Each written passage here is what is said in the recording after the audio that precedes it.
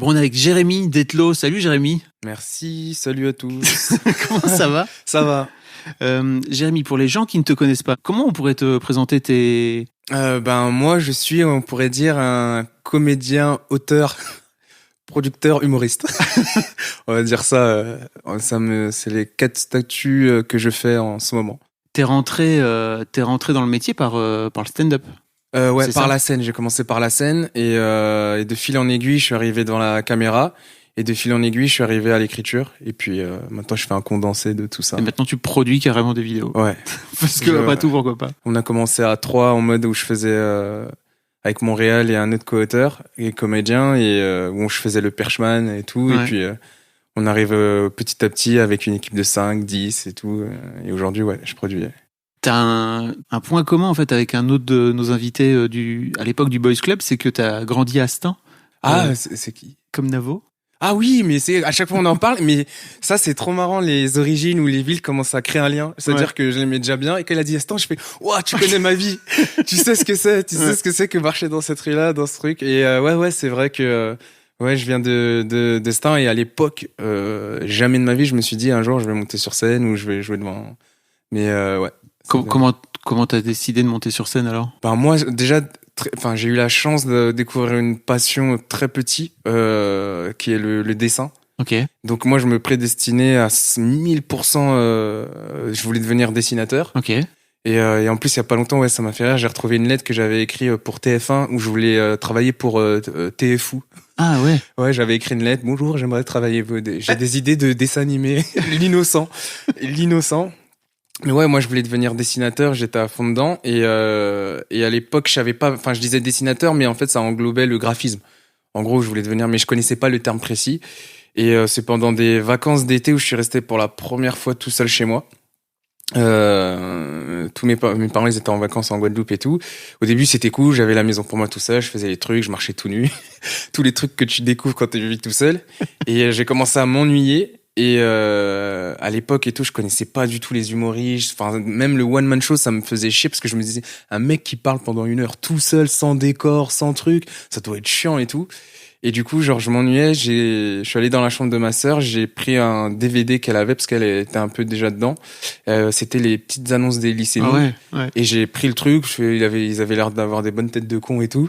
J'ai mis et j'ai trop rigolé et tout. Et Franck Dubosc, dedans, il m'a assassiné. Ouais. Et après, du coup, je me suis intéressé à lui. J'ai commencé à découvrir les Pour toi public. Ouais. Et, j'ai fait, waouh, qu'est-ce que c'est?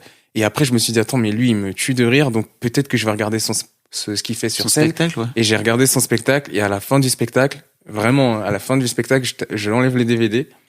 Je prends mon cahier. Et je me mets à écrire. Tu commences à écrire des blagues. Direct. Et j'ai écrit un sketch, je me suis dit, mais moi aussi, j'ai tout, il raconte tous ses traumatismes. Et moi, j'avais vécu tellement de traumatismes. Je me suis dit, mais oui, tac, j'ai pris mon cahier, j'ai écrit mon premier sketch direct après. Et, t'avais quel âge? J'avais, je crois, je devais avoir 17. Ah ouais. 17 ou 18, ouais, dans ces eaux-là, ouais. Donc Ouais. Mais t'es né en 87, c'est ça? 87, ouais. D'accord. Début des années 2000, c'est ça? Ouais, ouais, je crois, je sais plus, on était dans le monde gentil. Il y a eu une scission. Il y avait un monde innocent. Après, il y a eu un événement tragique. Mais je crois que c'était avant l'événement tragique, je crois. Je suis plus sûr. Non, c'était après l'événement. C'est quoi l'événement tragique? C'est le 11 septembre. Ah, c'est le 11 septembre. Ouais. C'est le 11 septembre. Non, je crois que c'était après. Ouais, c'était après. Ok. Le thème du podcast, c'est vraiment la masculinité. La première question que je pose à tous mes invités, c'est, en fait, c'est quoi pour toi être un mec? Ouais, très bonne question. Non, c'est pour moi, plus je grandis et plus je me rends compte que je pense que pour moi être un mec, c'est assumer ses envies. Ouais, je pense que ouais, c'est assumer ce qu'on est, ses envies. C'est pas genre être musclé ou autre. Je me rends compte qu'en vrai c'est dur d'assumer ce qu'on aime et ce qu'on est. Je crois que c'est un des trucs les plus durs à faire. Donc aujourd'hui, t'as 33 ans, c'est ouais, ça? 33, ouais. J'imagine que t'as un peu plus de bouteilles où tu te dis, ok, en fait, je peux assumer qui je suis. Ouais. T'as la sensation que si on repart un petit peu dans ton enfance, etc., ça a été compliqué pour toi justement de te dire, en fait, c'est ça que j'aimerais être ou que j'aimerais montrer de moi. Et je peux pas parce que en fait j'ai l'étiquette faut que je sois un mec. Non, en fait, j'ai la chance et en même temps la malchance de ne pas avoir grandi en regardant la télé, les clips, Ok. etc. C'est-à-dire vraiment, c'est-à-dire par exemple un truc tout con, mais par exemple Ophélie Winter, son premier clip, je l'ai découvert 15 ans, 20 ans plus tard. Genre tous les clips que les gens, enfin même dans le style, quand je dis malheureusement, ça veut dire quand je voyais les gens bien habillés autour de moi, c'est parce qu'ils s'influençaient de ce qu'ils voyaient dans les clips et tout. Et moi, miskin, comme je voyais pas le truc, c'est-à-dire je pouvais mettre des joggings à pression avec une chemise. C'était mon look. Et je croyais que parce que j'aimais bien ce pantalon, j'aimais bien cette chemise. Pour moi, bah, je mets les deux. Ouais. Et du coup, genre, j'avais pas de modèle. C'est-à-dire que, enfin, je me suis, j'étais en cohésion ou avec ce que j'étais. C'est-à-dire que j'avais pas de point de comparaison à me dire, en fait, si je fais ça, bah, je fais pas comme les modèles. Ok. Les modèles, donc. Non, c'est plus pour me dire. Enfin, j'ai commencé à sentir la différence vers le lycée, vers comment les mecs qui parlaient des meufs, comment. Je voyais déjà mon point de vue, il était différent parce que moi, en plus, comme ma mère, elle s'occupait de centres aérés, et elle m'a emmené avec moi. Du coup, genre, comme j'étais le petit garçon tout mignon, c'est-à-dire les meufs elles me prenaient en mode j'étais une peluche. Donc déjà ça m'a influencé de ouf, c'est-à-dire mes lacets, ma première bulle de chewing-gum, c'est des meufs qui me l'ont appris. C'est Ma première bulle de chewing-gum. Ouais, déjà j'avais un rapport avec les filles déjà différent. Et plus apaisé, tu penses que les potes? Ouais, c'est sûr. Par exemple, moi j'ai toujours été à l'aise avec les filles. Et entre guillemets, ce pouvoir à l'époque, c'était les mecs qui gays, genre le meilleur ami gay qui était aussi. Et moi, je me disais, soit je suis un mec 2.0 avec le truc, parce que non, j'étais toujours à l'aise parce que je voyais mes potes, genre juste parler à une fille, genre c'est en mode ça se compressait, ça te rougissait, alors que moi, j'y allais. Enfin, quand j'avais pas de sentiment pour la fille, genre j'étais vraiment à l'aise. Après, dès qu'une fille elle me plaisait, c'était encore autre chose. Mais les filles mes potes, que ce soit qu'ils étaient attirés par une fille ou pas, bah, ils avaient toujours ce recul ou cette pression que tu peux avoir quand t'es petit, fille, garçon. Et ça te vient de là, tu penses? Tu fais d'avoir été au contact avec des filles quand t'étais plus jeune, c'est ça? Ouais, je pense que c'est ça où où je me dis en fait tu peux être comme tu veux, il y a pas de ça va pas te mettre des barrières ou autre. Donc je pense que non, ça m'a pas le fait d'avoir grandi dans cette ambiance-là, ça fait que aujourd'hui je suis comme ça, je pense. Et t'avais plus de mal, tu penses, à assumer qui t'étais quand t'étais au lycée, par exemple? Ou tu parlais de fringues tout à l'heure? Ouais, il y a eu un moment où je me suis dit je crois que je suis pas dans les codes. Je suis pas dans les codes parce qu'en plus je le dis sur scène, mais à un moment par exemple les baggies. Moi, les baggies, j'avais pas capté. Le baggy, c'est fait pour que si ça tombe en dessous de tes fesses, ça s'appelle un baggy. Et moi, je le remontais jusqu'au niveau du nombril. C'est là que je me dis, est-ce que j'avais vraiment des potes? Et je ne sais pas, parce que personne m'a rien dit. Personne m'a rien dit, on m'a laissé avec mon look. Mais je me disais, j'observais et tout, j'observais autour de moi et je voyais, les mecs, ils avaient pas le même approche que moi, pas le même truc. Et je me suis dit, je suis pas dans les codes. Et pendant un moment, il fallait se battre... pour s'imposer comme j'étais et pour pas me faire marcher dessus ou on me dise toi t'es pas comme ça donc tais-toi ta gueule. Non, c'est en mode et ça se caractérisait comment? Fallait en venir à la violence physique ou? Non, c'était plus des débats des gros débats de parole où ça se dit non, c'est pas parce que je pense pas comme ça vis-à-vis des meufs ou autres que ça fait de moi quelqu'un de plus faible ou de plus de fragile. De fragile ou carrément on te dit ton orientation elle est comme as ou attends, oui, t'es forcément homosexuel si tu respectes une meuf. En gros, j'avais l'impression en gros, si tu cherches pas à coucher avec la meuf, c'est à dire que t'es gay.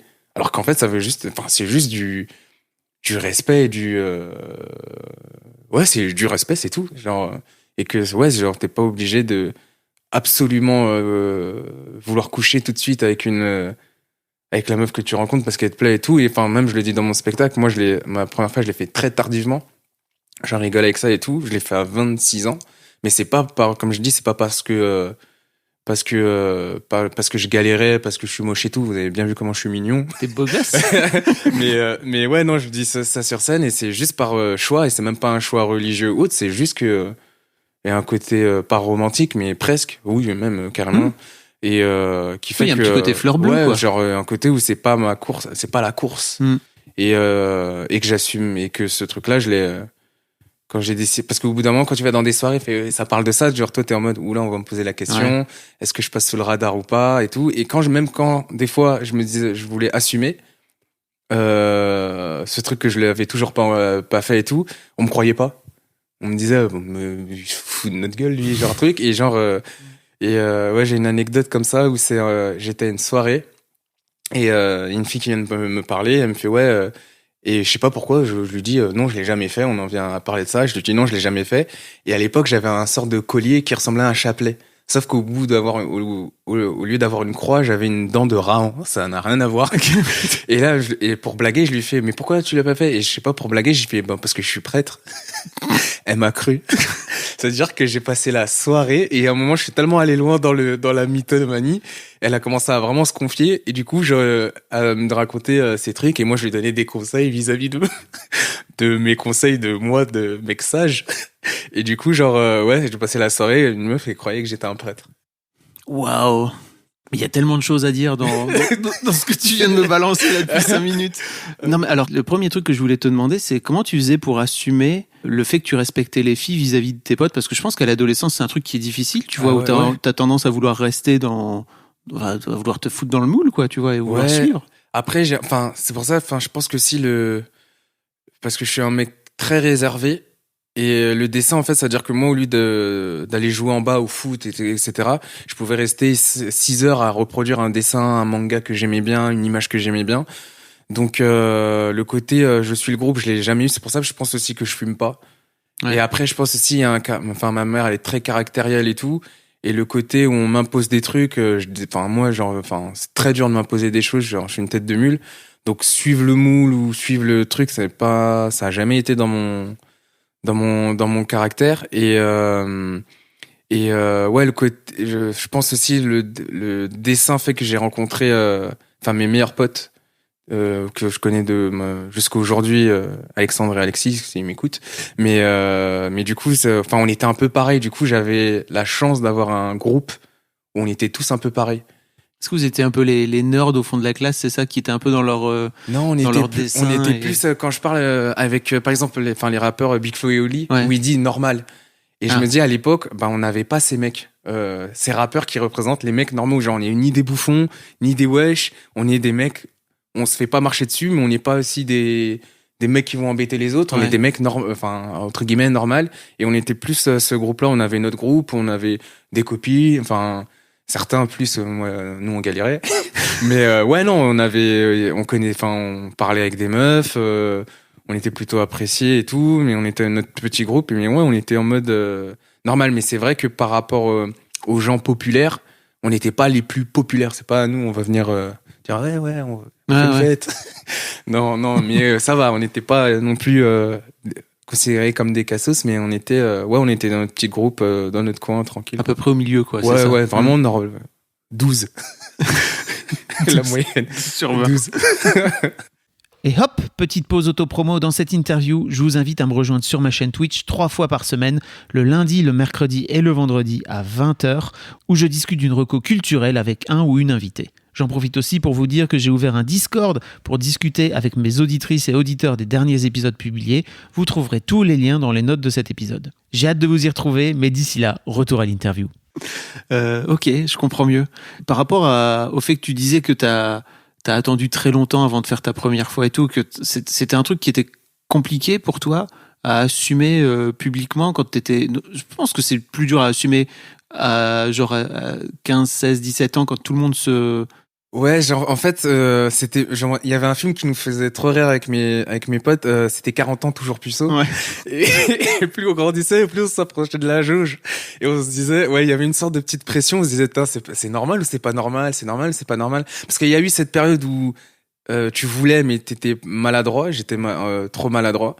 Mais en fait, ouais, je pense le plus dur, ouais, c'est plus vers vers le 18-19 où là vraiment c'est une question qui revient tout le temps parce que au bout d'un moment tu passes à un stade où les relations hommes-femmes, même en général la sexualité, là dès que tu commences à devenir vraiment un adulte, où c'est un sujet qui est là, qui est bien présent. Et à partir de là, c'est vrai que je commence à me dire putain, c'est normal mon délire ou pas. Et en vrai de vrai, je pense que j'ai commencé vraiment à assumer à 1000%. C'est avec le whoop, je pense. Ouais. Avec la note, parce que en fait, la Oui, notoriété. je l'ai pas dit au départ. Enfin, tu l'as pas dit non plus, Ouais. mais. Oui, j'ai fait partie du whoop. C'est pas un truc que j'ai honte. non, non, j'ai fait partie du whoop. Et en fait, je me suis rendu le compte. Whoop, pour les gens qui connaissent pas juste, mais avec c'est le un whoop, collectif. en fait, c'est un collectif d'humoristes où on a créé une chaîne YouTube et un spectacle qu'on a tourné pendant quasiment 4 ans et demi. On a fait, tourner dans toute la France. On a fait le Bataclan, le Grand Rex. C'était vraiment une grosse aventure. Et la chaîne, aujourd'hui, elle cumule plusieurs millions d'abonnés. On fait, je sais plus combien de vidéos qui cumulent plusieurs millions aussi de vues. Et non, c'est une de mes plus belles aventures à l'heure d'aujourd'hui. Et en fait, vis-à-vis de ça, ça a acquis une bonne notoriété et qui fait que des complexes et des questions même vis-à-vis des filles que la notoriété efface totalement. Genre, tu peux arriver, ça fait bonjour, t'as 5 filles. Et du coup, je me suis dit, en vrai, oui, là, je pourrais le faire facilement, mais j'ai pas envie. Je sais pas ce que j'attends, mais j'ai pas envie de le faire avec n'importe qui ou n'importe quoi. Pas forcément avec la femme de ma vie, genre, je vais me marier, etc. Mais j'attendais un truc qui me dit, go. Et à partir de là, quand j'ai vu qu'en vrai, si je voulais, je pouvais le faire, j'ai commencé à assumer parce que si je veux, je le fais. Et là, je l'ai assumé pleinement en me disant, j'avais plus peur de le dire. Ok. De le dire, mais pendant une période, c'est vrai que c'était un peu, je le dis sur scène, mais j'étais un peu en mode en cachette. Genre, il fallait s'inventer une vie. On fait, je l'ai fait il y a longtemps, mais c'était dans une tente. Et après, il faut se rappeler de son mytho pour le sortir. Mais t'avais pas dit c'était un truc, là, c'est dans un mobilhome. Genre, il faut changer les. Mais non, il y a une période où j'étais un peu en cachette. Et puis après, à un moment, j'ai totalement assumé. Je me suis dit, en fait, je fais ce que je veux, en fait. Et le jour où c'est arrivé, alors sans rentrer dans les détails, mais en fait, qu'est-ce que t'attendais exactement avec le recul pour faire cette première fois? T'attendais quelqu'un pour qui t'avais vraiment des sentiments, c'est ça? Non, c'est en plus même pas. C'était plus une sorte de mélange de complicité, d'attirance physique et de sympathie et de c'est cool. Il y aura parce que des fois il fait moi la première fois j'ai eu mal, j'étais pas truc et nanana. T'entends toujours des trucs un peu bizarres et tu dis ça devait pas être agréable ta première fois et tout. Et moi non, ça s'est fait naturellement. Et c'était un mélange de complicité, de timing, de ce soir-là, c'était en mode détente, je sais pas, il y avait un pressentiment, il fait je crois que je vais le faire ce soir, mais je suis pas sûr. Et je me rappelle et tout en plus je me rappelle je l'avais dit à la fille et elle voulait pas me croire. Elle me dit mais non, tu te foutage de gueule et tout, t'as vu toutes les filles. Oui, le mec fait partie du whoop, forcément. Genre, moi toutes les filles qui te courent après, genre toi tu l'as pas fait, c'est ça. Et après je l'ai fait non, vraiment et tout et du coup et après elle a capté que non, je mentais pas. Mais Et tu finissais pas avec le temps par peut-être fantasmer le truc ou venir y mettre plus d'importance que ce que c'était au final, non? C'était pas ça aussi, peut-être qui te bloquait un peu, ou qui te foutait la pression? Non, c'est pas... Tu vois ce que je veux dire ou pas? Où tu te dis, pendant 10 piges, ça fait à peu près 10 ans, donc à partir du moment où 16 ans, ça commence à fricoter avec les potes. Mais tu vois, pendant 10 ans de ce fait-là, c'est un truc j'imagine, que tu dois idéaliser quelque part, quoi, tu vois? Au début, c'est vrai, je me disais, la première fois, c'est important, du coup, faut respecter. Et en grandissant avec les récits des autres, plus les pornos, tu fais, c'est pas si sacré que ça. Et non, à la fin, c'était plus un... je me demande quand ça va arriver. Est-ce que... c'était plus, je me disais... je me demande quand ça va arriver. Est-ce qu'il serait pas de temps de le faire? Est-ce que c'est normal d'attendre aussi longtemps? Est-ce qu'il faudrait pas que je le fasse pour dire que je l'ai fait? Mais sans plus me mettre la pression et sans me dire faut que ce soit génial, il faut que ce soit magique. Non, je me suis juste dit quand ça arrivera, sans me mettre la pression. Ouais. Et comment ça s'est passé alors? Dans quel état t'étais après ta première fois? Tu vois, moi j'avais 17 ans et en fait je sais pas, ça m'a transcendé en fait. Et je sais pas, mais je pense qu'à 17 ans c'est cool, tu vois. Je sais pas quand tu le fais à 26 ans de ce fait-là. En fait, je me suis dit en plus moi c'est trop marrant parce que pendant que je le faisais et tout. Je me suis dit, wow, je suis en train de faire comme ce que je voyais, et genre en mode. Et à un moment, inflammation, failli rupture du frein. Oh ça, c'est pas bon, ça. J'ai failli et ça m'a calmé. Je me suis dit, tu te calmes, garçon. Ouais. Genre, truc, ça côté, il y a rien eu. Il y a pas eu d'accident, mais je me suis dit, ah oui, genre, direct, genre, comme si les dessins me disaient, tu fais attention, hein, ça peut être dangereux. J'ai payé. C'est bon, t'as le truc, mais attention quand même. Mais non, je me rappelle en repartant de la fille et tout, en prenant le métro, je faisais, aïe, je l'ai fait. J'ai fait, wow, aïe, je suis un homme. En tout cas, je pense que j'ai atteint un truc que tu fais quand t'es un adulte, en tout cas. Enfin, t'as une certaine maturité, Ouais. et je pense que ça m'a débloqué un truc un peu, une case un peu où il y avait du brouillard, où, Ouais. enfin, ben maintenant, ben c'est bon, je connais.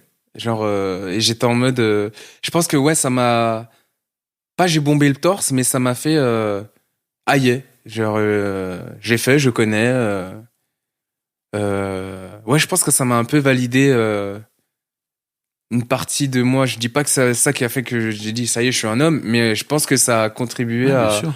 à dire aïe, ben ouais, genre j'ai coché cette case. Ah, mais c'est cool, je trouve que t'aies réussi à passer outre la pression, tu vois, parce que je pense qu'à un moment donné, il y a une vraie pression sociale aussi sur toi, et ça doit être dur. Je pense que c'est dur pour les filles, qui elles aussi peuvent être vierges Ouais. tardivement, entre guillemets. Mais je pense que pour les mecs, il y a, Non, pour les mecs, c'est vraiment plus dur, hein. Enfin, en tout cas, d'assumer. Et le pire, c'est quand je le raconte. Une fois, je sortais de scène, je raconte ce passage où je le dis. Et des fois, les gens, enfin, je joue avec ça parce que les gens, ils pensent vraiment que je me fous de leur gueule quand je dis ça. Et il y a un mec qui vient me voir, il me fait, ouais, merci, mec, et tout. Genre, j'étais comme toi et tout. Et c'est vrai, ouais, on te met une pression comme ça où tu dois le faire. Et moi aussi, Ouais. je l'ai fait très tardivement et tout. Et ça fait plaisir de voir. Et en vrai, en grandissant, je me rends compte que je pensais vraiment que j'étais un extraterrestre. Et en fait, en plus je grandis, et plus je me dis, enfin, on est plusieurs en fait à pas vouloir le faire juste parce que la Bien société dit à cet âge-là, dans ces eaux-là, tu dois le faire absolument. Mm. Et autres, et je me rends compte qu'on est plusieurs dans les témoignages que je reçois, dans les dans les DM que je reçois et tout, en disant ouais, ça m'a trop fait rire, ouais, c'est trop moi et tout. Et du coup, putain, on est plusieurs, et c'est ça, enfin, avec la magie de la scène, de te dire que tu crées un club où en tout cas tu rassembles les gens qui ont la même mentalité ou le même délire que toi, quoi. Ouais, ouais. Enfin, je trouve ça vraiment très cool de ta part, que tu vois que tu as réussi à garder cette ligne directrice qui était, bah, en fait, je respecte les filles et je vois pas pourquoi, Ouais, je à l'adolescence, quoi, tu vois, jusqu'à tes 26 ans où tu te dis, bah, en vrai, j'ai envie de garder le moment le plus intact possible, quoi, c'est cool. Ouais, je me suis dit, ouais, je me C'est suis. un peu old fashion, quoi, tu vois, je trouve que c'est Je sais. au meilleur sens du terme, quoi, tu vois ce Ouais, que je veux dire? j'ai pas calculé comment j'allais le faire. Après, c'est vrai qu'une fois après que je l'ai fait, après j'avais plus de barrières. J'ai enchaîné les expériences pendant un bon moment. J'ai tout rattrapé d'un coup. Mais avec le ouf, ouais, j'ai tout rattrapé d'un coup. Mais toujours dans un respect. Par exemple, ouais, j'ai jamais menti pour coucher avec une fille, par exemple. Mm, mm. Genre, j'ai toujours dit, bon, moi, je veux ça, ça irait pas plus loin, basta. Et en tout cas, je suis honnête avec toi, donc c'est à toi de. Et du coup, genre, c'est un peu plus facile. Je pense que c'est même un conseil que je dirais. Être honnête, ça aide. Et du coup, ouais, genre, j'ai eu ouais, une petite période comme ça où j'enchaînais. Et puis après, à un moment, je me suis dit, bon, ben, oh, j'ai fait le tour. Maintenant, je vais me recalmer. C'est pas mon délire, en vrai, de courir après avoir 100 000 filles à gauche, à droite. Du coup, je me suis calmé. Et puis après, j'ai repris un rythme normal, on va dire. Mais ouais. Ok, c'est intéressant. Le truc que tu me disais au tout début, où tu disais que tu avais vu Franck Dubosc la première fois, et tu disais, putain, lui, il raconte tous ses traumatismes sur scène, moi aussi j'ai des traumatismes et j'ai envie de les raconter. Ouais. Alors je suis désolé, mais j'ai jamais vu tes premiers shows. Ouais. Enfin, je pense qu'on se connaissait pas à l'époque, mais en fait, tu parlais de quoi dans ces... Ouais, en fait, je parlais par exemple dans tes premières blagues. par exemple, la toute première fille à qui j'ai avoué qu'elle me plaisait, la toute première, hein, c'est-à-dire la première démarche où t'as peur, où tu vas la voir, tu prends le truc et tout, tu vas lui dire tu me plais et tout. Tu veux sortir avec moi? Elle me dit non, j'aime pas les noirs. Franchement, dans la vie tu commences comme ça? Qu'est-ce que tu veux faire de trucs? Et en plus et après plus tard, elle est T'avais quel âge? je sais plus, c'était une de mes premières colonies. Donc j'étais en primaire sûr de sûr. Je devais être en CE1, peut-être 11 ans, 10 ans. Ok. Ouais, dans ces eaux-là. Putain, ouais. 9 ans, un truc comme ça. Et genre, je me prends ça, et genre, du coup, ça me fait me questionner sur mon attirance, sur ma couleur de peau. Genre, je me prends tout ça, genre, d'un coup, je fais, ok, d'accord. Va falloir grandir avec ça. Merde. Et du coup, tu te rends tu fais, ah ouais, d'accord. Genre, du coup, ouais, non, c'est que des trucs tout cons. Genre, je me rappelle un autre truc et tout en Mais colonie. ça te fait rire aujourd'hui. Mais Ah putain, oui, mais non, c'est ouais. terrible. Non, mais sur le coup, je me suis dit, mais je crois que j'étais tellement pas, et ouais, en fait, sur le coup, j'étais tellement assommé, et j'ai même pas entendu c'est avec du recul, genre, j'ai pris mais sur le coup, moi, j'ai juste entendu un gros non. Mais j'ai pas pris la dimension alors cette petite, enfin, déjà à son âge, c'est-à-dire, c'est sûrement ses parents qui ont déjà un discours bizarre, mais à l'époque, j'ai pas pris toute cette dimension, je me suis pris un stop. Mais j'ai pas analysé vraiment le côté racial ouais, un problème avec couleur de peau à 9 ans, comme qu'est-ce que c'est. Mais du coup, ouais, c'est avec du recul, je me suis dit, mais en fait, cette réponse, c'était une réponse de fou furieux, en fait, genre.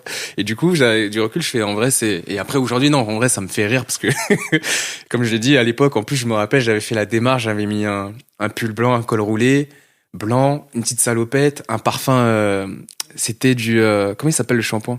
Enfin, du Veldop, je crois, un truc comme, enfin, Ouais. je sais plus, pas du tout un parfum, c'était un parfum c'était du bonbon, quoi, et je m'étais préparé et tout, genre, je me dis, c'est tout à l'heure après le goûter, genre, je mettais tout un plan et tout. Mes potes, ils savaient que j'allais faire la démarche et tout. Et après, ouais, je me suis retrouvé avec ma salopette à me prendre cette frappe, intersidérale. Ouais. Mais ouais, non, c'était ça. Puis après, non, c'était encore, enfin, les colonies, elles m'ont bien marqué. Non, c'était en colonie, genre, il y avait les douches, c'était des douches uniques, c'est-à-dire une fois c'était d'abord les meufs toujours, et après c'était les mecs. Et du coup, nous, on attendait devant les portes, que les meufs, elles sortent, et c'était des grandes portes, mais un peu saloon. C'est-à-dire que, ça, ouais, genre en mode saloon, et tu rentres, tu pousses et tout. Et j'attends devant, et à un moment, un jour et tout, genre, je suis devant la porte tout devant, je suis dans mes pensées, je sens une pression dans mon dos, et en fait, on m'avait mis un chassé dans le dos, et je suis rentré dans les douches. J'ai vu toutes les meufs à poil. Et une des meufs que je kiffais n'a pas du tout apprécié. Elle est sortie en furie. Il est où? Il est là. Et elle s'est mise à me courser. J'ai fait tout le tour de la colonie. Oh non. Tellement qu'elle était énervée. Et pour te dire à quel point elle était énervée, je suis revenu au point de départ. Et mon pote qui m'avait fait la blague de me pousser, Connard. et il a voulu l'arrêter pour se rattraper. Elle était tellement énervée, elle lui est rentrée dedans, elle lui a pété le nez. Genre, il s'est mis à saigner du nez. C'est-à-dire, si elle m'aurait attrapé, à l'époque, j'avais pas mon physique d'aujourd'hui. Il aurait fallu que, mais non, elle était. T'avais quel âge, là? Je crois, j'étais un peu plus grand. Je devais peut-être 12 ans. Dans ces eaux-là, ouais. Et ouais, c'est que des trucs, des anecdotes improbables. Improbables comme ça, et tu te dis, ah ouais, genre, quand même, mes dates, ou en tout cas mes crushs, genre, ça a pas été. Putain, mais ton pote, mais quel connard. Ouais, non, genre. Ça, c'est les genres de trucs que les ouais. mecs sont capables de se faire entre eux. Ouais, aussi, ouais, genre, quoi. il était en mode sur le coup, t'es fait, mais je fais, non, c'est pas si drôle que ça, hein. C'est pas si drôle que ça, genre, réputation, le pervers, ah, non. Bah, elles avaient bien vu que tu t'étais fait pousser, non? Non, enfin, Même ça pas. fait, genre, en fait, t'es juste un mec qui pousse et qui fait un pas, qui observe, genre, le temps que je capte, ce que je vois, ce que j'analyse, et que, où j'en suis, qu'est-ce que je fais là, en plus, genre, vu que je suis à des années-lumière, on va me pousser, dans le truc, et que les meufs, après, genre, pareil, genre, elles en face, le temps qu'elles analysent, attention, il y a un mec qui est en train de nous regarder, qui est en train de nous analyser, il y a eu un grand temps de silence avant les premiers cris.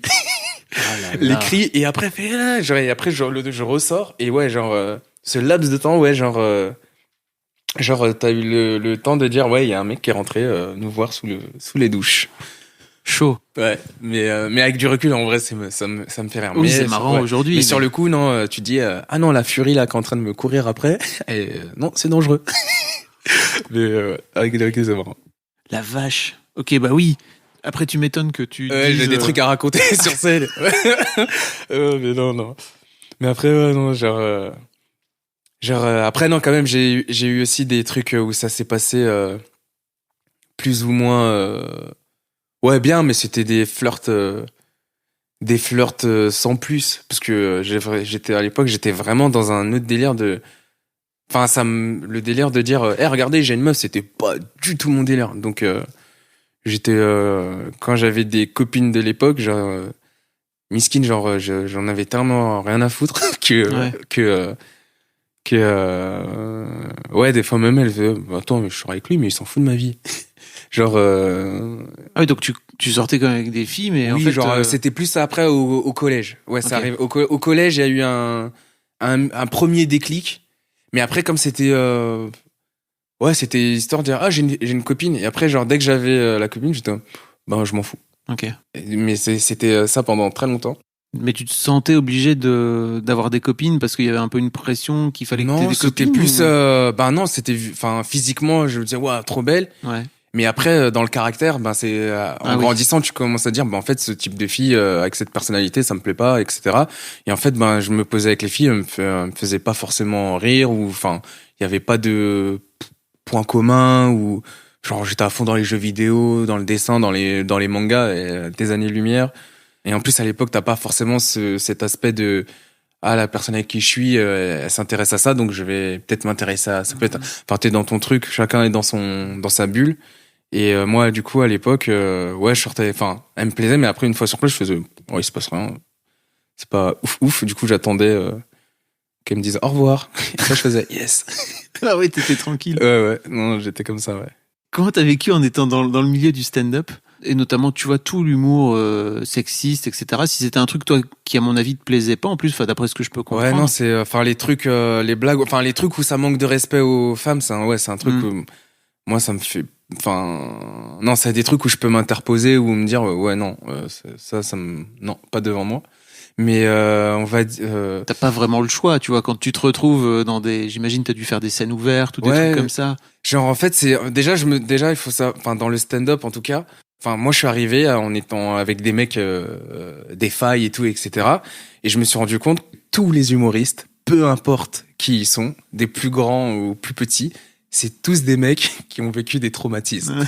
Mais tous, et je m'en suis rendu compte genre en écoutant tout le monde, même des les plus connus et tout, quand ils discutent avec nous, tu te rends compte, tu fais, mais en fait, on est tous des cassos, hein. Genre, on a tous eu des trucs qui fait qu'on a grandi différemment, genre, qui fait qu'on a une approche différente. Mais au début, ouais, c'est vrai, ben, déjà, moi, quand je suis arrivé, j'ai commencé à fréquenter parce qu'au début, moi, j'avais écrit mon premier spectacle, mais à l'époque, j'étais très timide et très réservé, donc j'allais pas trop sur les plateaux. Les plateaux à l'époque qui étaient connus, c'était la Deb Jam du Comedy Club. Ouais. Que j'ai intégré beaucoup plus tard, mais à l'époque c'était celle-là et le Pronzo.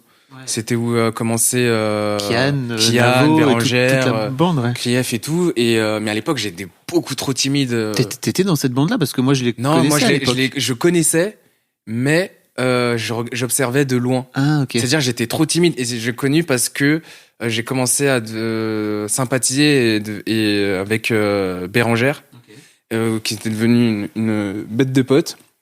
Du coup, j'ai commencé à créer, aller à ces soirées, et du coup, on commençait à parler je commençais à entendre parler des différents plateaux et tout. Et après, genre, avec un autre pote qui s'appelle Lenny Nbunga, genre, il m'a emmené au Chinchman à l'époque, où j'ai fait mon premier plateau. J'ai commencé à rencontrer du monde, etc. Et puis après, on commençait à me parler de différents plateaux, et j'ai commencé à aller, et vu que je connaissais des têtes qui étaient dans ces plateaux, du coup, ça me rassurait d'aller à ce truc, et j'ai commencé à me mélanger comme ça. Et mais à l'époque, ouais, il y avait pas beaucoup de filles. Il y avait très peu de filles. À chaque fois, t'as un plateau, une meuf, ouais, c'est une meuf par plateau. Et en plus, comme il y avait, là, maintenant, aujourd'hui, t'as des plateaux tous les soirs. À l'époque, t'avais un plateau par semaine ou 2 par semaine. Et à CPO, ouais, t'avais une fille. Et c'est tout. Et du coup, ouais, c'était vraiment le cliché de les filles, elle est pas marrante. Et ça, aujourd'hui, vraiment, il y a des filles, elles mettent à la montre. Enfin, je pense à des gens comme par exemple Fadili Camara et tout. Ouais. Genre, tu te dis, sur scène, c'est des monstres et tout, et elle me fume de rire. Mais à l'époque, ouais, t'avais ce truc-là. Et en plus, des fois, c'était un peu vrai parce que la fille, comme nous, elle débute, mais on était 2 fois plus dur avec elle qu'un mec qui est pas marrant. C'est-à-dire qu'elle, on disait, ah non, c'est pas marrant parce que c'est une fille, alors que lui, on va dire, ah, il est juste pas marrant. Et tu gérais comment, toi, quand tu pouvais assister à des conneries pareilles, quoi? En vrai. Ça te saoulait, j'imagine. Ouais, j'ai me saoulé, mais après, je me disais, bah, je les laisse dans leur délire. Après, vraiment, si on me demandait mon avis, moi, je donnais mon avis, mais je me sentais pas le rôle de dire, les gars, vous devez, enfin, je me sentais pas légitime de refaire une éducation. Ben, si t'es comme ça, ben, bonne chance dans ta vie. Ouais. Tu verras où tu vas aller avec ça, mais c'est vrai que non, moi, c'est pas un truc. C'est un truc que tu fais un peu plus aujourd'hui avec l'expérience ou? Non, je vais plus défendre ça, dans mon travail, c'est-à-dire dans mes vidéos, dans mes capsules que je peux faire que sur Instagram et tout, genre mettre des mini, même dans mes fiction audio, enfin mettre des personnages où je vais défendre un certain point de vue, le point de vue qui m'intéresse, mais le faire oralement, frontalement comme ça, pour moi ça marche pas et enfin c'est trop frontal et ça rentre pas, alors que moi, genre, enfin mes valeurs ou en tout cas autre que l'éducation que j'ai reçue de mes parents, ben par exemple t'as les mangas, genre t'as des trucs où dans le manga t'as beaucoup de belles valeurs.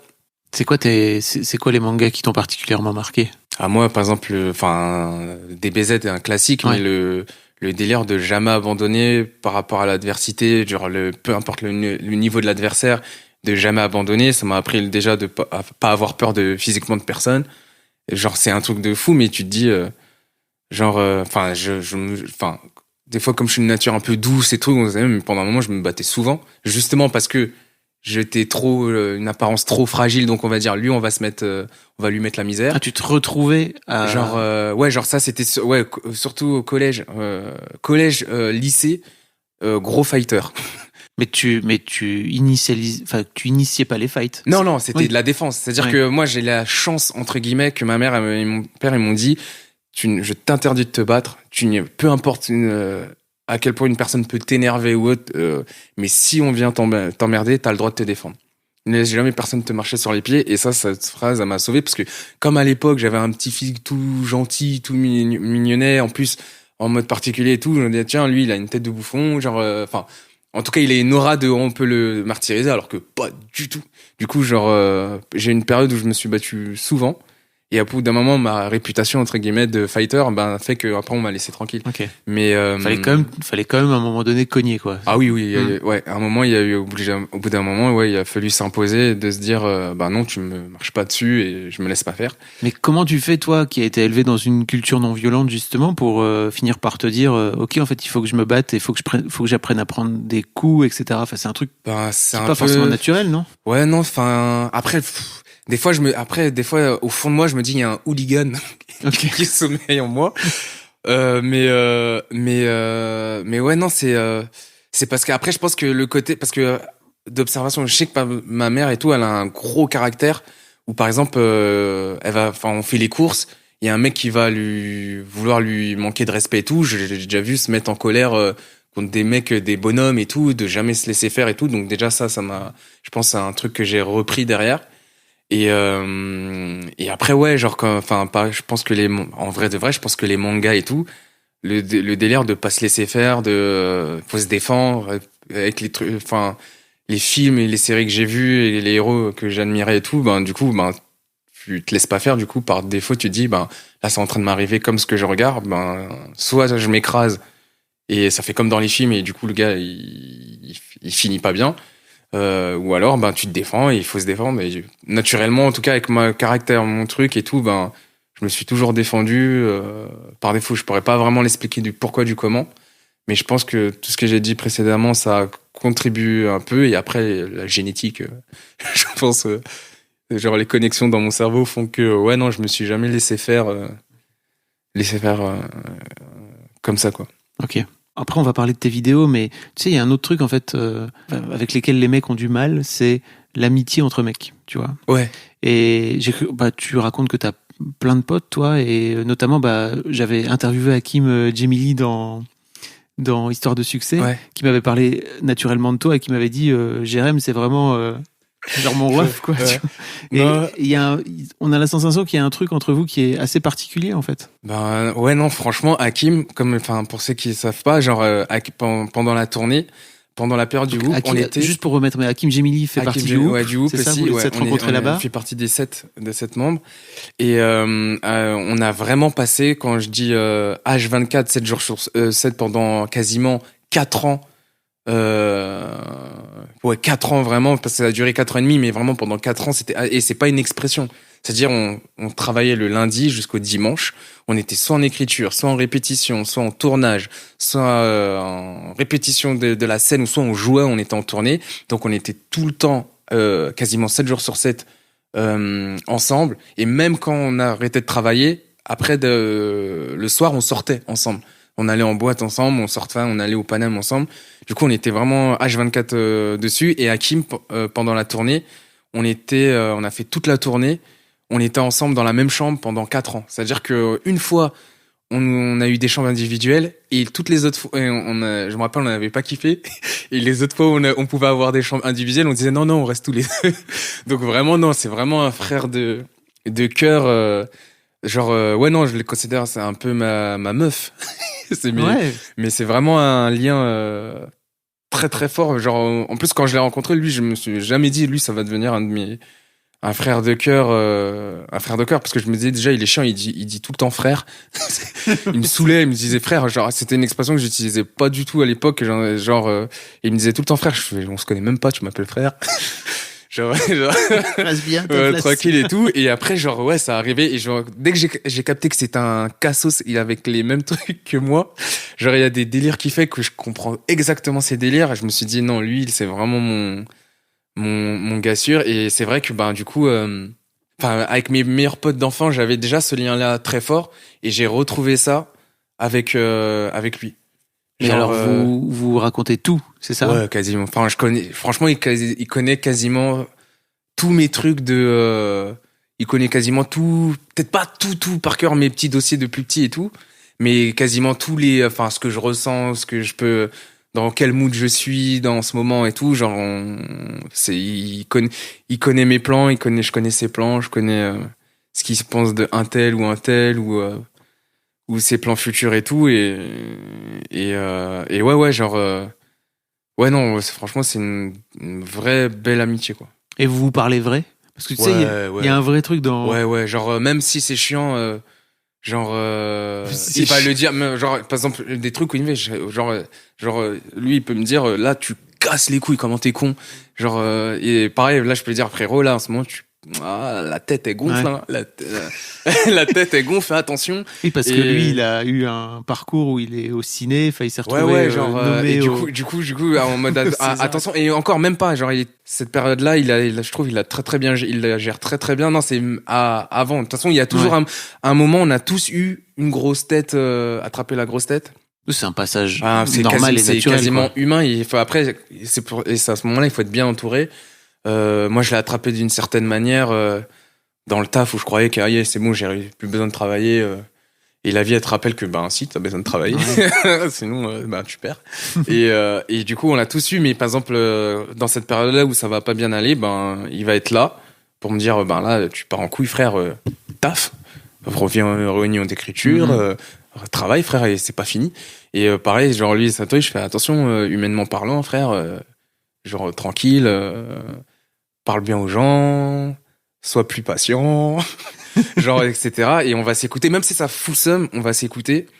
Et mais en tout cas, ouais, ça c'est dans le métier artistique, surtout, je pense dans les milieux artistiques, c'est très très important d'être bien entouré où les gens ils te parlent vrai.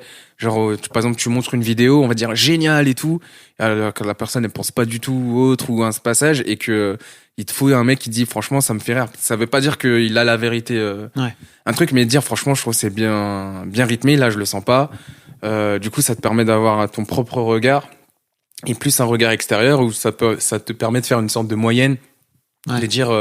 En plus comme on a un peu le même humour et moi ce que je vise pas à viser forcément le plus large public. Je veux viser les gens qui ont la même sensibilité. Et plus je vais aller chercher ces mecs-là et plus je serai heureux. C'est-à-dire, moi, par exemple, un truc tout con, mais dans mes bibles, t'as Malcolm, Scrub et Kaamelott. Et moi, je sais que les gens qui aiment ce genre de truc, c'est les gens qui pourraient potentiellement aimer ce que je fais.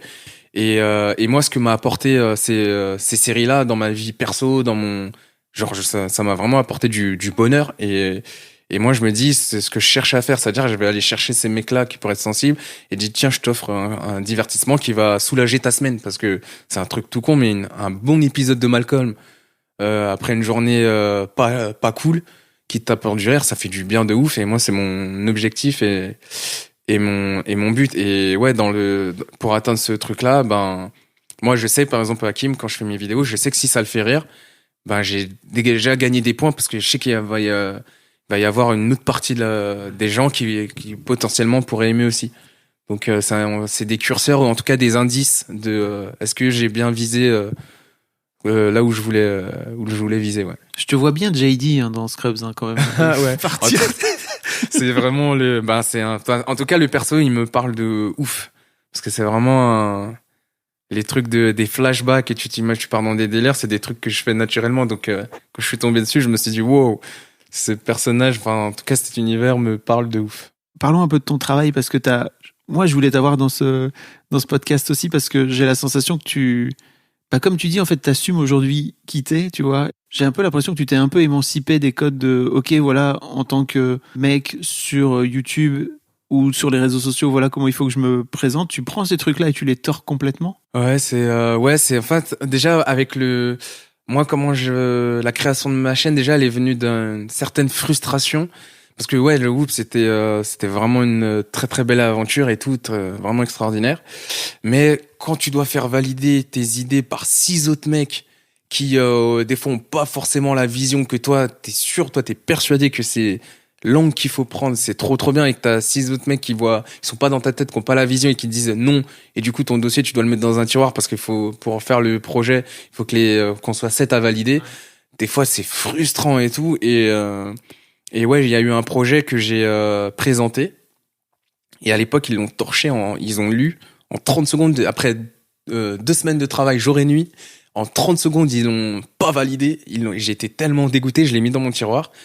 Et après ça, j'ai eu une opportunité de le présenter à un prod et on avance sur le dossier. Au bout d'un moment, il me fait ça très très bien, tout se passe bien, genre, bonne écriture, tout très très bien et tout. Et il le présente, et sauf que quelques semaines avant, le diffuseur à qui il voulait le proposer avait signé un truc qui ressemblait à mon truc.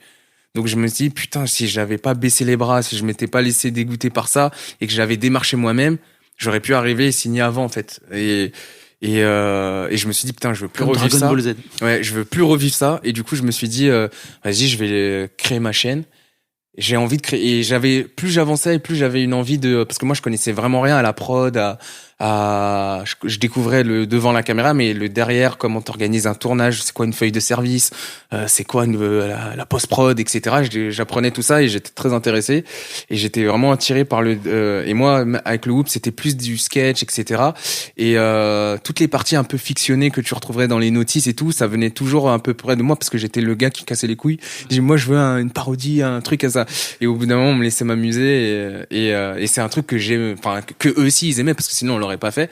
Mais souvent les parties fictionnées, c'était moi qui les initiais parce que la fiction, c'est toujours un truc qui m'a attiré en premier, qui m'avait attiré sur le web avec Studio Bagel, qui faisait plus des cours de la fiction. Et du coup, du coup, ça m'a amené. J'ai fait, en fait, j'ai envie de faire de la fiction et j'ai envie de proposer mon univers et mes codes ma première opportunité, c'était avec Netflix qui m'avait confié c'était avec Hakim. Je l'avais pris et puis t'as un gros enjeu. T'as Netflix, il dit bon, on aimerait bien que tu nous fasses une promo pour ce truc-là. Tu fais ce que tu carte blanche. Je fais ouais, ça fait flipper et j'avais écrit un truc où c'était qu'est-ce qui se passe quand tu regardes le dernier épisode sans ton pote? La trahison, et genre avec Hakim, ouais, ça monte en cacahuète. Je me rends compte qu'Hakim, il a regardé le truc sans moi et on part en fight. En FX, je me suis mis des griffes de Wolverine, lui il a mis le katana, ça part en fight. Et c'était ma première expérience. Et sur ma chaîne, ça m'a confirmé que putain, cet univers elle parle. Et sur ma chaîne, ouais, ça a été le Joker.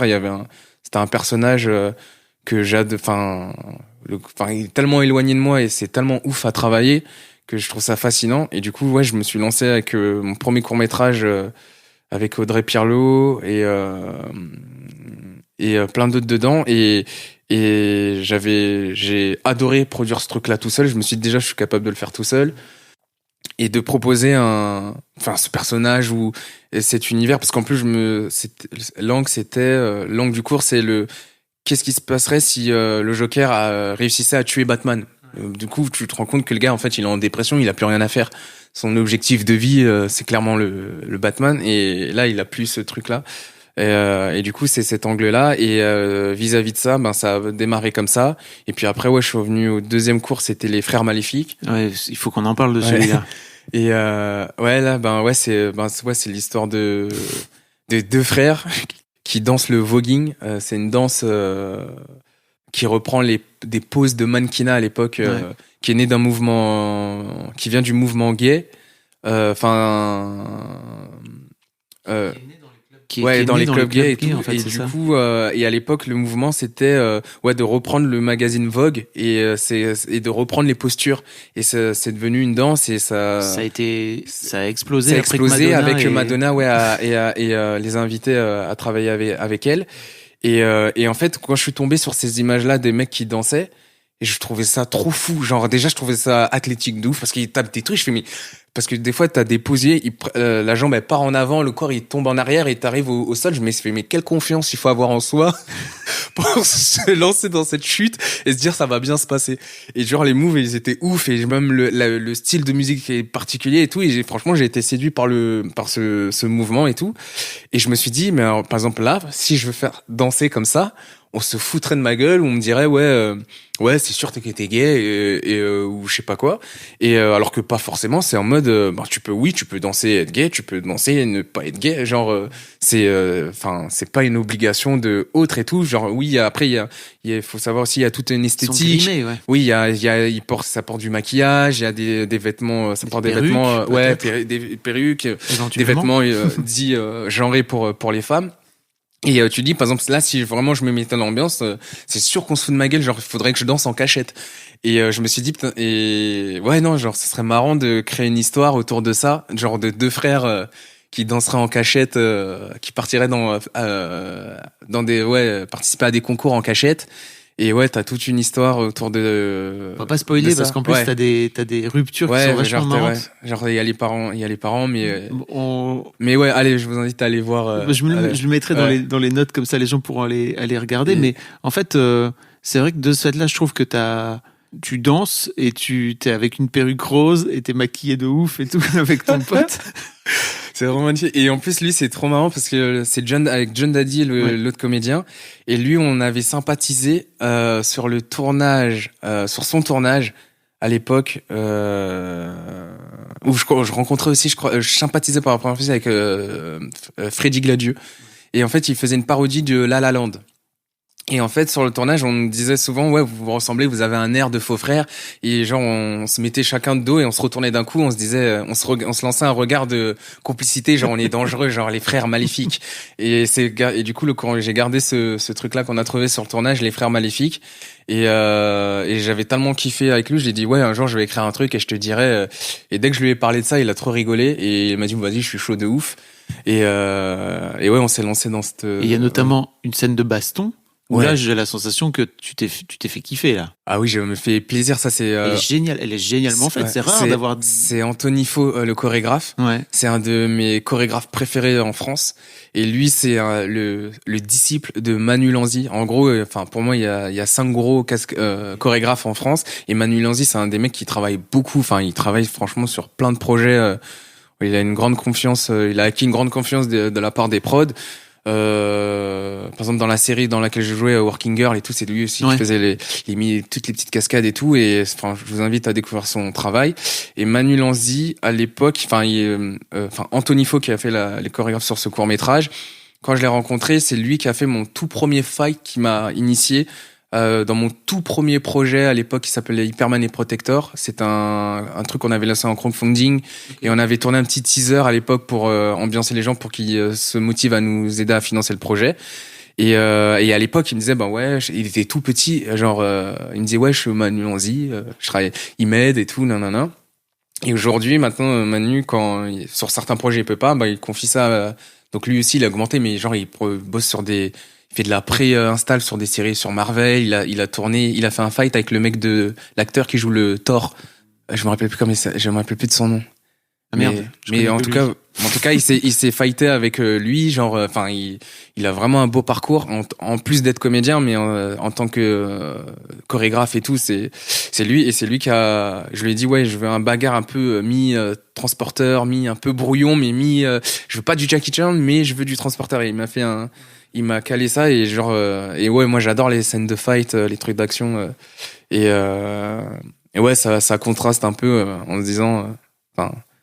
Que c'est pas parce que t'aimes telle ou telle chose que ça fait de toi forcément quelqu'un sur lequel on peut marcher dessus, quoi. Ouais, c'est très marrant. Je trouve que vraiment j'ai un peu l'impression que ce court-métrage, il représente vraiment, à la fois en termes d'humour, tu vois, de personnages, de décalage aussi, ouais. tu vois. Enfin, ouais, je pense que c'est un des plus complets en termes de ce que je peux proposer. En tout cas, ça donne plein de pistes sur ou dans les directions dans lesquelles je peux aller, quoi. Ouais, je suis d'accord. Ouais.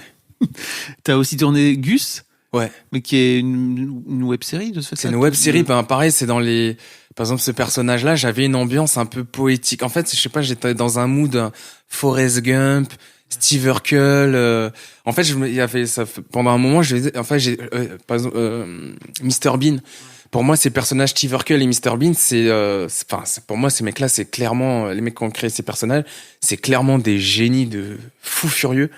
Et je me disais, putain, c'est fascinant de créer un personnage aussi strange, aussi... je suis fasciné par ces personnages où, par exemple, si tu t'assois en face d'eux, dans une salle d'attente, t'es ultra gêné parce que tu sais pas comment réagir face à... Et j'ai toujours eu envie de créer un personnage comme ça, et j'avais un truc qui me trottait en tête, et j'en parle à Haroun... Enfin, c'est mon réel, enfin, sur tous mes projets, c'est lui qui réalise. Et je lui dis, ouais, j'ai une petite ambiance, j'aimerais ça. Et je lui envoie des photos.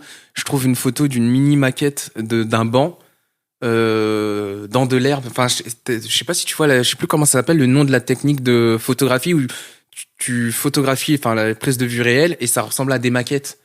Ah, ça me parle pas. C'est une façon, genre, t'as l'impression que c'est une photo d'une maquette, sauf que c'est vraiment, des vraies voitures, des vrais trucs, mais c'est zoomé, c'est un travail sur la profondeur et sur le truc qui te donne l'impression que c'est une maquette, mais c'est vraiment une vraie prise de vue réelle. Et je lui envoie cette photo-là, je suis en train d'écrire un truc comme ça et tout, et je lui envoie le scénar, il me fait putain, c'est trop beau, même lui, il arrive pas à décrire, même moi, j'arrive pas à décrire ce que j'ai écrit. Et parce que je sais on n'arrive pas à donner d'exemple parce qu'on n'a jamais vu ça sur YouTube. Ouais, c'est vrai. Et du coup, on n'arrive pas à donner, mais on sait qu'on a un truc. Donc, je trouve un générique, enfin, j'arrive à trouver un générique qui représente avec la petite mélodie en particulier. Ce générique représente l'ambiance qui va se passer dans la série. Et on tourne ce premier épisode avec, Hakim qui joue le personnage ce personnage qui a une perruque, introverti, on sait pas ce que c'est, genre un peu bizarre, autiste, un peu autiste, sur les bords. Enfin, tu dis waouh, comment il a survécu jusqu'ici. Et du coup, on tourne ce premier épisode, on est en montage avec Haroun, on finit le montage, on regarde, on finit la projo, on regarde si tout va bien, et on se regarde, on fait, je sais pas du tout ce que ça va donner, mais en tout cas, je suis arrivé là où je voulais aller. Mais je pense pas du tout que ça va marcher mais je suis même pas, genre, je suis tellement content de l'objet, à ce moment-là, on est super content de l'objet, on se dit juste, waouh, on a fait ce qu'on avait en tête, les images que t'avais, genre, Haroun, il a trouvé une esthétique, l'idée du carré, genre, la symétrie, tout ça vient de lui, et je lui dis, ouais, en fait, ça correspond parfaitement à ce que je voyais sans le voir, mais il a vraiment réussi à trouver le vocabulaire de l'image de l'ambiance que je voulais, et on s'est dit bon bah je vais le balancer. Et à l'époque, genre, j'avais été pris dans un tournage, et le jour du tournage, je suis dans ma chambre en train de répéter ma scène, et c'est l'heure de poster la vidéo. Je la poste en me disant elle va bider totalement, mais il y a peut-être des gens qui vont aimer parmi mes abonnés et tout. Genre, à l'époque, je faisais par exemple, je pouvais faire 100 000 vues en une semaine. Donc là, je balance la vidéo, je reprends mon texte, je répète. À un moment, au bout de 1 heure, je rafraîchis et je vois que je suis à 100 000. Je fais, ça bug ou qu'est-ce qui se passe? Et là, je vois les commentaires et tout, ça bombarde et tout. Je fais, mais non. Et j'appelle Haroun, je fais, t'as vu ce qui se passe là? On est à 100 000 déjà. Au bout de même pas 1 heure et tout, quasiment. Et on voit, ça prend pas. Et ouais, avec Gus, ça a été la première fois que j'atteins le 1 million. Et je me suis vraiment dit, en vrai de vrai, ce que je conseille maintenant, où j'y crois de ouf, c'est-à-dire qu'il faut vraiment faire ce que t'as au fond de ton cœur et qui te plaît à toi. Et c'est pas en me disant, alors qu'est-ce qui marche aujourd'hui que je peux faire pour que ça marche?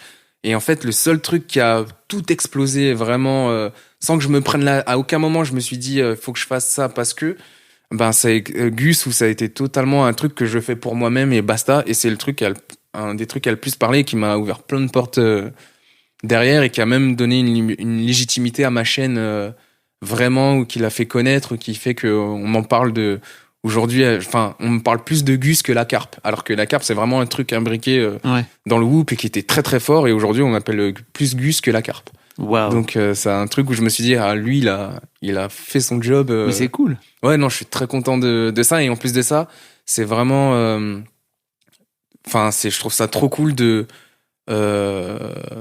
d'avancer avec un truc qui marche, mais un truc qui te plaît, parce que des fois, enfin, j'en ai déjà rencontré des youtubeurs qui avancent avec des trucs, mais ils sont pas heureux. C'est juste, ils font un truc qui marche, ça fait des vues. Bien sûr. Mais ils sont pas épanouis. Et ça, c'est un des trucs, je fais jamais enfin, si je dois tomber là-dedans, ben, je repars dans le graphisme. Genre, je veux surtout pas faire des trucs qui me plaisent pas, ou que, enfin, non, j'ai dit, enfin, c'est toujours un truc d'assumer des univers ou des scénars, des trucs, enfin, tant que ça me plaît, enfin, je fonce. En fait, c'est marrant parce que si on reprend un peu ton histoire quand t'étais ado et tout, tu vois, où déjà il fallait que t'assumes un peu ta différence entre guillemets par rapport à tes potes et tout. Je trouve que c'est une belle leçon en fait, tu vois. Ouais, je sais pas si c'est du coup ce parcours-là qui fait que j'ai la même démarche dans mon travail, mais c'est vrai que parce que des fois, pendant un moment, j'avais des trucs où je me disais, bah ça, c'est ça qui marche. Et je sais pas si ça va marcher. Par exemple, la fiction, c'est un truc très dur sur YouTube pour exister. Et est-ce qu'il faudra pas plus que je parte dans des challenges et tout? Non pas, je dis pas que c'est plus nul ou autre. Non, pour moi, il faut de tout, et il y en a, ils le font très bien et tout. Mais est-ce que moi, j'en consomme et tout, mais est-ce que moi, ça me ferait vraiment plaisir de faire ça? Ben, la vérité, c'est que non. Ou alors, il faut que je trouve une manière de me l'accaparer, de le détourner pour que ça me parle, mais tel que je le vois et sous la forme dans laquelle ça marche, moi je me vois pas faire ça. Donc je me suis dit, en fait je vais partir dans une direction qui me plaît, et puis après on verra, et puis tant pis, hein, en fait en plus ça a été très dur le lancement de ma chaîne, dans le sens où quand tu sors d'une chaîne qui a des millions de vues, qui a des millions d'abonnés, et que tu repars sur une chaîne, t'as 10 000 abonnés et que tu fais que 1000 vues. Mes premières vidéos, c'était vraiment, je faisais des parodies de podcasts, je détournais les codes et tout. C'était à ma sauce, c'était un podcast à ma sauce.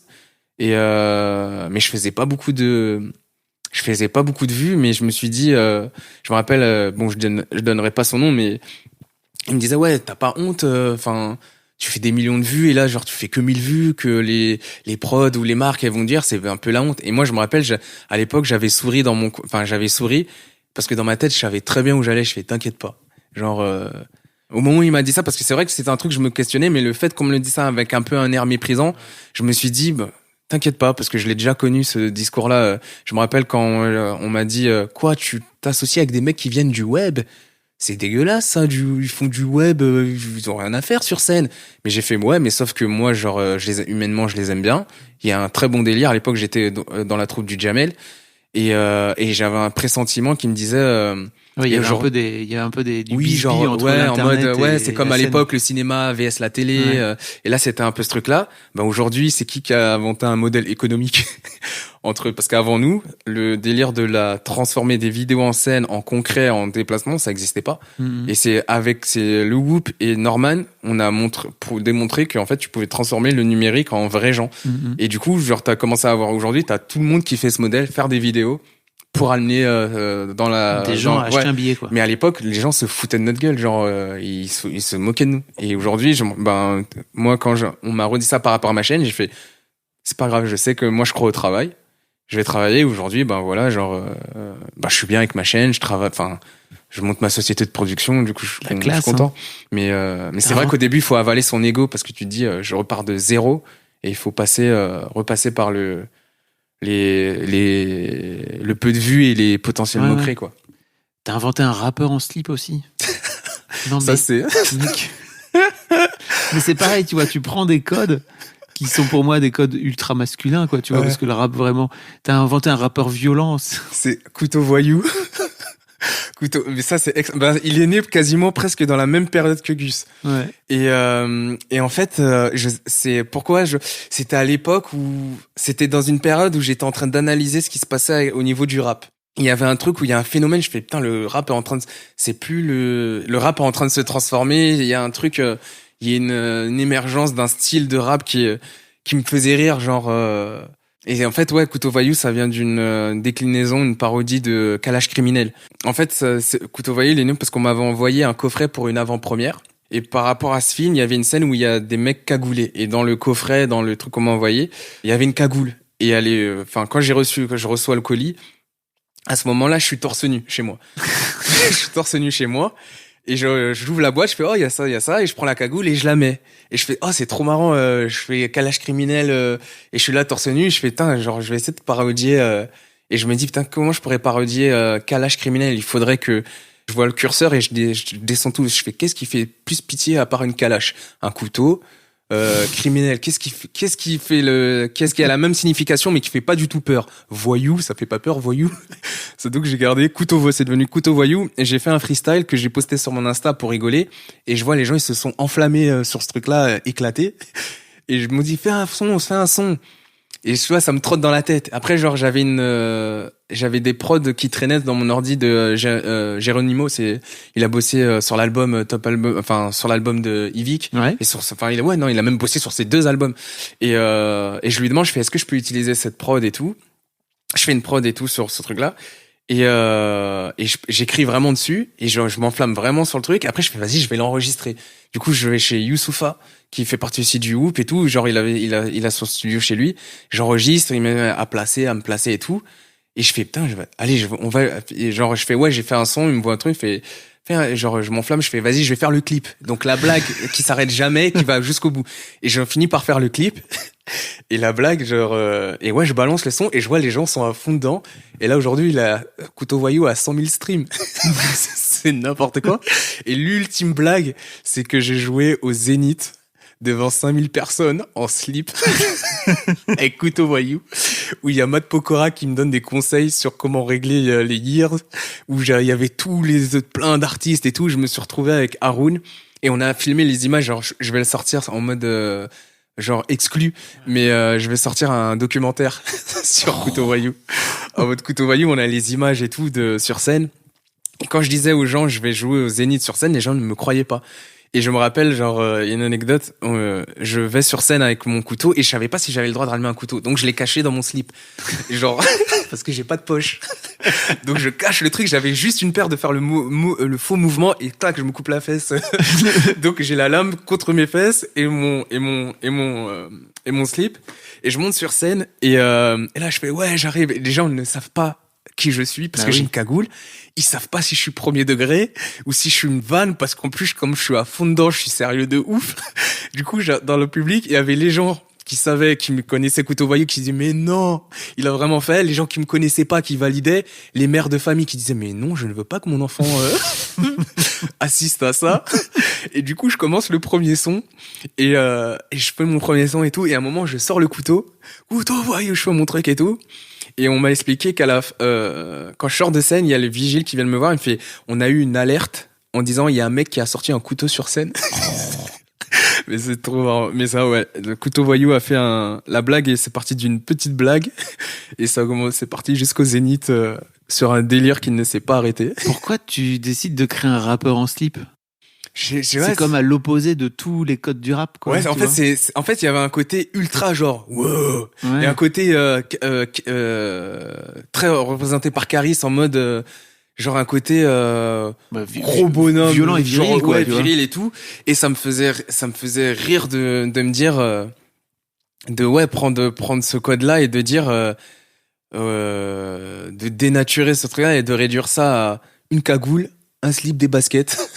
Un couteau et un texte, et de me dire je vais montrer en quelque sorte, pas l'absurdité, mais en tout cas montrer un angle ou enfin, un m'as-tu vu où tu te dis, regardez comment je suis, et de déconstruire tout ça, de dire, vous pouvez ressembler à ça, hein. Et vous êtes le cursus, et vous êtes pas très loin de couteau voyou des fois, hein. Genre le curseur, ouais, le curseur, le curseur, il est pas très, genre il y a des textes où tu dis franchement vous êtes pas loin de moi, hein. Genre et c'était juste essayer de m'amuser avec ça, et après en vrai de vrai j'ai répondu aussi à un fantasme de faire justement de rentrer dans un personnage comme ça, et mais comme je voulais pas le faire en mode premier degré, ouais, c'est ça, c'est ouais. qu'en fait, t'aurais pu le faire en mode pas en slip, par exemple, Ouais, tu ouais, vois, ouais, et ouais. détourner juste Ouais, les textes et en faire un truc marrant.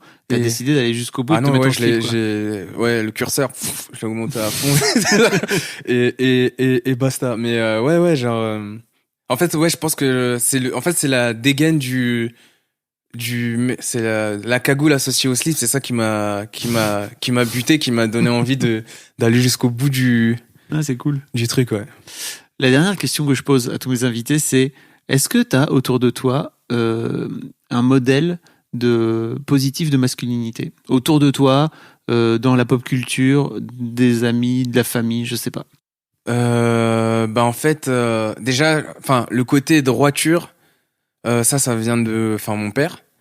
On n'a pas parlé du tout de ton père. Ouais, non, mon père, c'est celui qui, quand je parlais de manga, t'as toujours un sensei qui me remotive son élève en deux trucs. Mon père, c'est un peu ça. Ok. Par exemple, genre, tous les coups durs, par exemple, je me rappelle, genre, quand j'ai commencé, sur scène, à l'époque, je crois qu'il y avait, aujourd'hui, les réseaux sociaux, c'est devenu les nouveaux flyers, le nouveau vecteur de communication pour ramener du monde. Mais à l'époque, tu devais sortir dans la rue et aller donner tes flyers. Et moi, à l'époque, j'étais personne, je connaissais, pas de notoriété, rien du tout. Et pour remplir une salle, même de 50 personnes, c'était horrible. Je jouais devant 8 personnes, 4 personnes. C'était très dur. Et à l'époque, ouais, au moment où je commence à peine à augmenter mon taux de rentabilité et tout, on m'annonce qu'on m'enlève mon créneau, et j'ai badé ce soir-là, comme personne. Et mon père, en une phrase, il m'a remotivé en deux phrases. J'étais remotivé.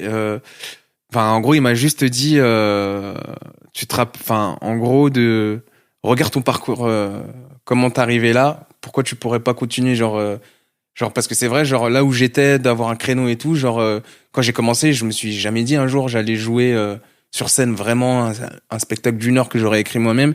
Et je me suis dit, oui, c'est vrai, genre, pourquoi je me laisserais défoncer? Genre, en gros, il m'a rappelé que j'étais un warrior, genre, parce que ça m'avait vraiment démonté. En plus, ça était arrivé dans la période de mon anniversaire.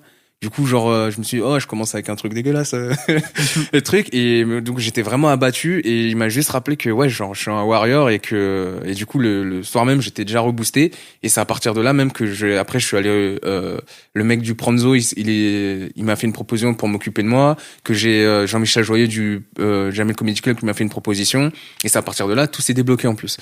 Et une anecdote de droiture avec mon père, c'est, je me rappelle, genre, on partait acheter un jeu vidéo. Et j'achète mon jeu vidéo, et lui de me remettre, je crois c'est 100 euros. Le mec me donne 100 euros, un billet de 100 euros. Okay. Et je vais voir mon père, je fais, papa, regarde, il s'est trompé, il m'a donné 100 euros. Ouais. Il me fait, va redonner le billet et reprends ta truc. J'ai fait quoi? Hein? D'accord. J'ai redonné le truc. Il me redonne je me suis trompé. Merci. Le mec, j'ai vu dans ses yeux qu'il était choqué de ma démarche. Et il m'a donné un billet de 10 euros. Et, en mode, ouais, toi, t'es un bon. Et plusieurs semaines, je sais plus combien de temps après, je retourne dans ce magasin pour acheter un jeu vidéo. C'était un jeu de DBZ que j'allais acheter. Il me fait, non, j'ai mieux pour toi. Et là, il me sort, Pokémon jaune, qui n'était pas sorti en France. Ah. Il y avait que le bleu et la jaune qui étaient sortis. Et juste parce que ça l'avait marqué, il m'a dit, ça, c'est en train de cartonner. C'est un jeu qui est en train de, je sais même pas si c'est le Pokémon commence à arriver en France, et il y avait déjà le jaune qui est tombé. Il me fait, ça en train de cartonner, ce truc. Tiens, il m'offre la cartouche, elle était en anglais. Et je me rappelle quand je disais, moi j'ai Pokémon jaune. Il me fait, mais qu'est-ce que tu racontes, espèce de mythomane et tout. Et j'avais vu que, quand t'es honnête ou droit, ça te ramène la confiance, ou en tout cas la sympathie ça peut t'amener la sympathie des gens. Et ouais, il m'avait fait un cadeau, un truc collector en avance du truc, et ça m'avait marqué enfin ce truc-là. Donc je me suis dit, enfin en tout cas, ouais, mon père il m'a toujours dit, enfin au niveau du vol, au niveau de l'honnêteté, de la droiture, enfin mon père, ouais, il a vraiment contribué au fait que je parte pas d'un côté obscur de la force. Et sinon, un modèle, enfin après il y a mes acteurs préférés, il y a de par leurs personnages qu'ils ont incarnés et même dans leur philosophie de la vie, mais moi, Will Smith, Jim Carrey, Denzel Washington, c'est des mecs que je regardais, enfin tous les personnages qu'ils ont incarnés quand je regardais dans les films, c'est des mecs que je trouvais classe. Rien à voir pourtant entre Jim Carrey, Ouais, rien Will à Smith et Denzel ouais, Washington. mais dans les personnages, par exemple dans The Mask, quand tu regardes The Mask et tout, le personnage, enfin le mec il est ultra attachant. Enfin son personnage c'est un des personnages les plus attachants que je connaisse. Genre Denzel Washington dans Jump Cool, le mec qui se bat pour sauver son fils qui est à l'hôpital. Genre pour sauver son fils, il fait carrément un. Enfin, il est prêt à tout donner, même à se sacrifier ses valeurs et tout, enfin, pour sauver la vie de son fils qui vit une situation injuste. Will Smith, tous les films qu'il a fait, plus Prince de Bel-Air enfin, il y a des belles valeurs dans les personnages. Enfin, leurs personnages défendent des belles valeurs et et même en grandissant, quand tu regardes la manière dont ils ont leur regard sur le monde, même Jim Carrey par rapport à sa manière de voir le showbiz. Et je trouve ça trop intéressant et très intéressant. Et après aussi dans les français, par exemple, Alexandre Astier, dans son travail, pareil, genre, pour moi, je le place à la même hauteur avec Alain Chabat, à la même hauteur que Will Smith et tout, genre, parce qu'ils m'ont vraiment apporté. Pour moi, c'est vraiment des modèles et tout.